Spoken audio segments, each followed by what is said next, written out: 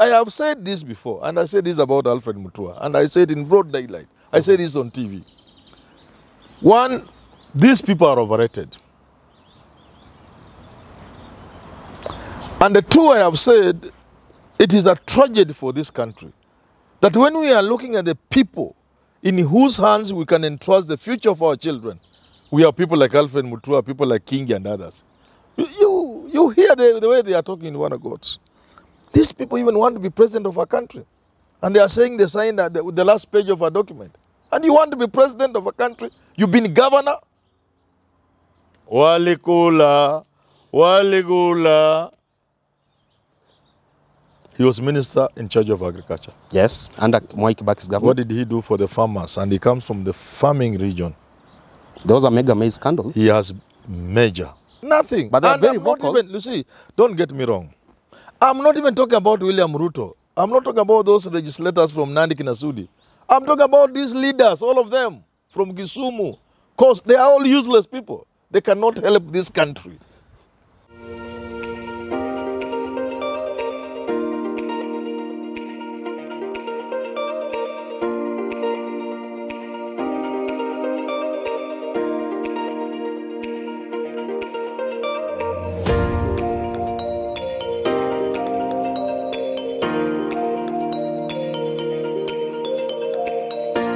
Well, and you're just in time for yet another edition of Business Glide here on Herman Manyora's channel. My name is Richard Mwenja. Always a pleasure having you with us on board. Now, today on the show, we are trying to look at the politics of the economy.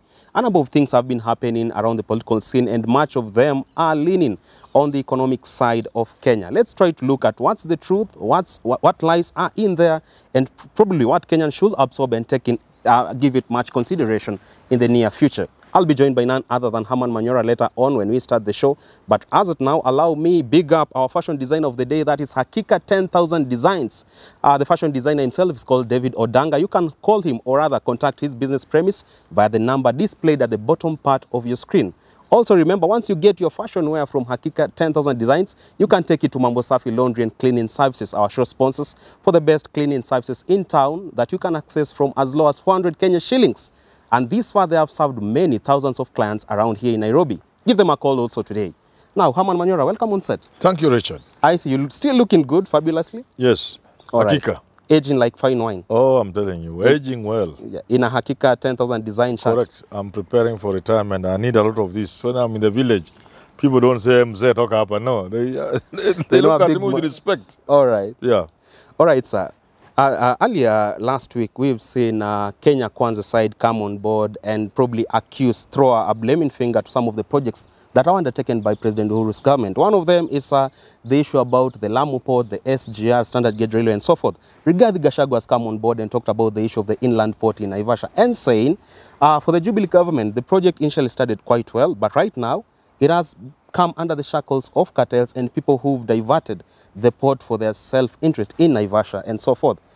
Would you say that is just the mere politics? Because in a way, what danger can it have on the attitude of the taxpayers when they hear such things? You know what? All these people are part of those things. Ruto, they were all part of the SGR. We've talked about it repeatedly. We've said part of the reasons why they differ with Jimmy Wanjigi was because of overpricing SGR. And some of the designs, the later on designs, they were made in the first term of Jubilee. So I'm not quite impressed. I mean, I'm not bothered about what they are saying. There are two things about projects. A project may be desirable, but overfunded, riddled with corruption. But there are also projects that are not desirable, at least not at that time. I said SGR, according to me, was a good project, but not for the time. That is Manyora. I'm on record. I said we needed money to rehabilitate our meter gauge railway. Very little money. Because everybody is abandoning those engines and those wagons going to the standard gauge. We would buy them for a song, almost free. And we will extend the existing railway lines by the meter gauge rail. That was my thinking.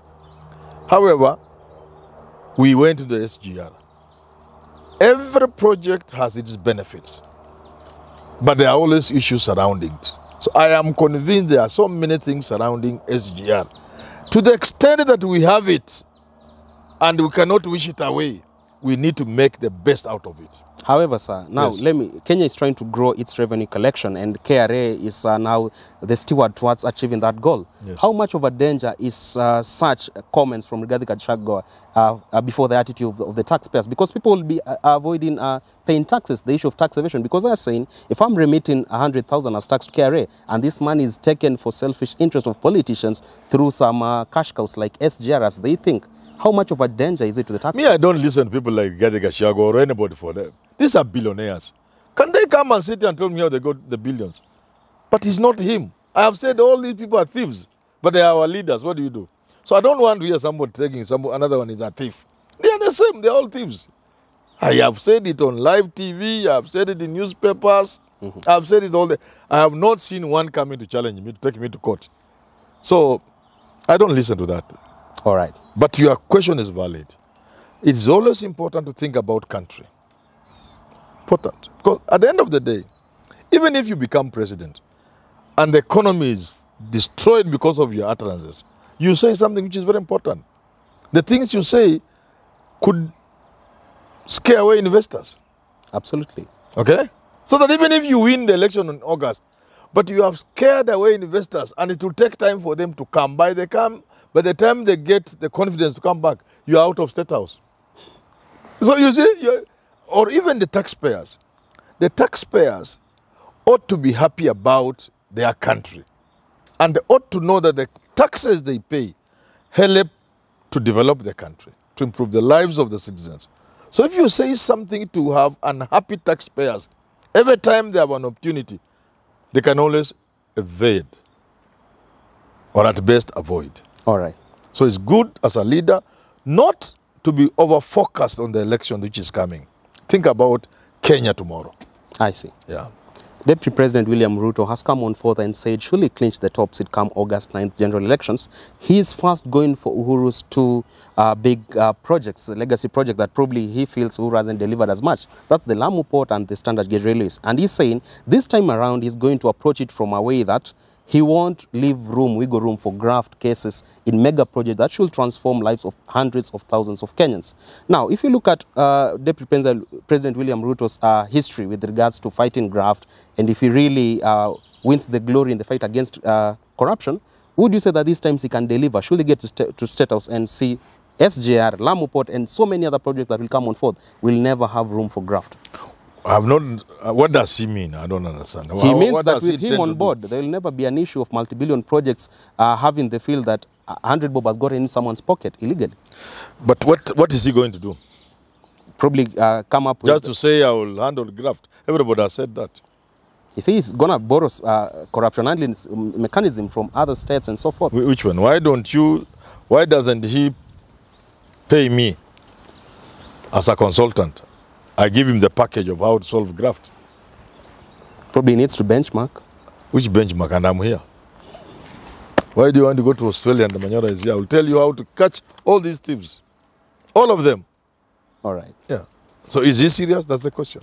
Yeah, he is very, very, very serious. All right, to the third issue that we want to discuss today, Kenya Kwanza side, upon Amason Kingi exiting the Azimio side and joining Kenya Kwanza, many have come on board and saying actually, he is rightful in his decisions because they find that Azimio and Jubilee at large had kind of sabotaged development of Kilifi County. If you look at the poverty survey, has shown Kilifi poverty index is at alarming levels, and it's probably because they feel Kilifi should derail in terms of performance because of political reasons. Would you say that him now joining Kenya Kwanza, even upon his exit as the governor, Kilifi will probably have better tidings at the hand of William Ruto and so forth?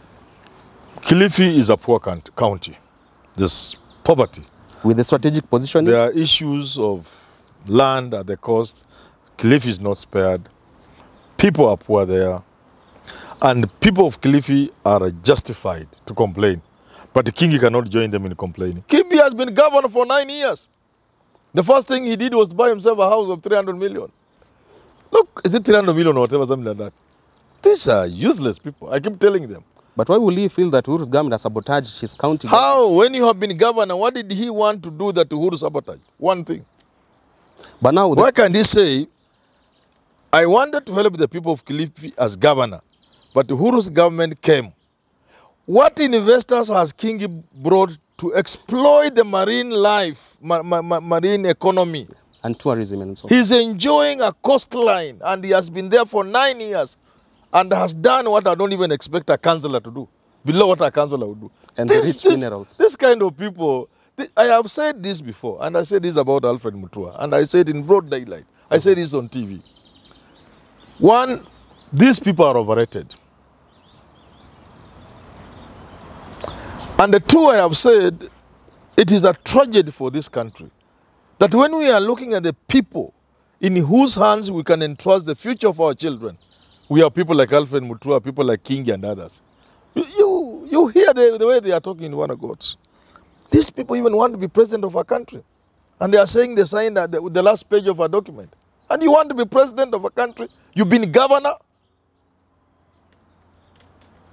Imagine a governor of California saying he signed the last page of a document, committing him to a very serious thing like, oh God. All right. This is a tragedy. So Kenya Kwanza are not just trying to complain. No, they should complain. Politicians always complain. But spare us. Please, because when I go to bed to sleep, I say, hii nchi iko kwa mikono ya nani? Kina Alfred Mutua na kina Kingi? Yeah. Oh God. All right. So let's move forward and look at the issue of Ruto's promises to revolutionizing and bringing fortunes to maize farmers in this country and actually those living in food basket regions. He said, surely get on board. He's bringing a bouquet of better tidings in terms of input, subsidized input fertilizers for the farmers. He's going to deal with the issue of cartels in the National Cereals and Produce Board and make sure that there will never be a maize crisis in this country or for wheat farmers and so forth. So literally, he's addressing food security, but also changing the fortunes of maize farmers and large-scale farmers in North Rift region. This time round, what silver bullet can he use to address the issue? When you are doing this video, I'm sure you edit it. Look for a clip where there's Mzana saying, Walikula, Waligula. He was minister in charge of agriculture. Yes, under Mwai Kibaki's government. What did he do for the farmers? And he comes from the farming region. There was a mega maize scandal. He has major. He has been deputy president, but in his own words, for the first term. What measures did Ruto put in place to help farmers? And he comes from the farming zone, was in Ngishu, Nandi, Trans Nzoia. What one thing did he do? And somebody has undone. One, as deputy president. Because then he was he said he was in charge of this country. SGR was done in his room. What was done in his... What one thing did Ruto do to help maize farmers? I just want one. You come from Westbridge, young man. You know how farmers suffer. They have maize. Maize cannot even be bought. School fees is coming. They rely on that maize. Planting is coming or plowing is coming. Preparation of the land, they have maize in the stores, nobody has bought, the cereals board has issues. What has Ruto ever done to improve the farmers in that regard? Finally, because I just want to laugh. Galana Kulalu is Ruto's brainchild. Is that right? He really fronted Galana Kulalu. Very much hyped. Supposed to put 1 million acres under maize irrigation, maize farming, irrigation farming, maize, 1 million acres. They let us scale down to 500,000. They said they will be getting, was it I don't know how many bags. The standard average bags per hectare, per acre, not hectare, is about 40.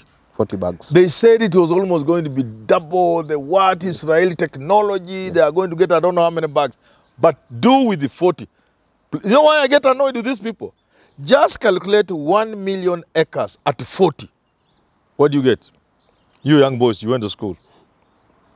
There'll never be an issue of flour prices going. No, forget. Stop. If you put 1 million acres of land under irrigation and you plant maize, don't forget about the many bags per acre they want. Just say 40. The answer you get, which is 40 million, is just about our requirement at that time. Meaning, therefore, all other producers of maize will have to stop production. All right. Because those ones are enjoying economies of scale. Okay? And they were even going to be packaging until up to maize flour. Value addition. It meant if you put your farm to maize production, maize farming, hakuna mahali utauza hiyo mahindi yako. So with a stroke of the pen, if Gulana Kulalo had succeeded, Richard, all farmers in Uasin Gishu would have gone home. All of them. Trans Nzoia, Nandi, none of them will plant maize. Because Kenya will have enough maize cheaply produced and therefore cheap. That is Ruto for you. About that these issue. People think, do they think really? No, let's keep Ruto aside for a minute. No, you're the one who said, Ruto says if he becomes president, he's going to do so much for maize There are also farmers. other parties under that particular manifesto and promise. Yes. Let's look at now legislators from North Rift who still are under the food basket region. Correct. Let's talk about Oscar Sudi, Caleb Kositani, Tirel, all of them, including Do you feel that they have really put on much legislation in parliament so for the regards now changing for farmers? Nothing. But they're very vocal. You see, don't get me wrong. I'm not even talking about William Ruto. I'm not talking about those legislators from Nandi Kinasudi. I'm talking about these leaders, all of them, from Kisumu. Because they are all useless people. They cannot help this country. So it's only because you brought somebody he's saying if he becomes this. But he has been there. And some of the measures he has put in place have been disastrous in terms of how much money do you waste at Gulana, time and money. You get what I'm saying? But the most important thing, supposing he has succeeded, he would have killed his own farmers. Is that a man now to come and say, if I become president, I can save maize farmers? Well, on that note, remember to contact Mambo Safi Laundry and Cleaning Services to get the most quality laundry services here in Nairobi and within its environs. From as low as 400 Kenya shillings, you can access an array of their services that ranges from domestic cleaning as well as commercial cleaning services. They offer 10% discount on referrals, on duvet cleaning, on carpet cleaning, as well as on sofa cleaning. All you need to do is contact them on the number displayed at the bottom part of your screen today. They come and pick all the dirt for you and cater for your mess and bring it back to where you stay at a very affordable price. Contact Mambo Safi Laundry and Cleaning Services today. On the screen is an array of services that they offer, so check them out. Sir, before we finish, let's talk about Professor Wajakoya's manifesto with regards to now changing the economic fortunes for the country by legalizing marijuana farming. A number of youth, actually, I was looking at the Twitter space the other time, over 100,000 youths were supporting the idea. They are saying, because we are jobless, let's venture into marijuana farming because there's a potential thriving market locally and abroad. Will you say that this is a conduit we can pursue as a country with regards to debt servicing and changing fortunes of unemployed youth and farmers? Wajakoya is my friend, very close friend of mine. But you know that is just cheap, that is just populist. But Raila can adopt that, or William Ruto borrow from that. Bangi. What there is, and I've said it. I remember I was on a show with the late Kwenokoth Kibera. When I was saying that, and I think he supported me. There are countries that have gone into commercial bangi planting or marijuana planting. Okay? Secondly, some of the places we plant things like sugarcane has been overtaken by event. You cannot plant sugarcane in the country anymore. If you go to Mumia, the traditional sugar belt, the people have subdivided land into such a small pieces that sugarcane production can no longer be something viable. Not to mention the soils have been degraded. Not to mention our husbandry is so low, we cannot compete with countries like Mauritius. For 1 hectare of production of sugarcane there, we need maybe 20 years. So, bangi might be a better option. But what I'm saying is, like some of the good things even Kinaruto have, they are being said just in a populist way.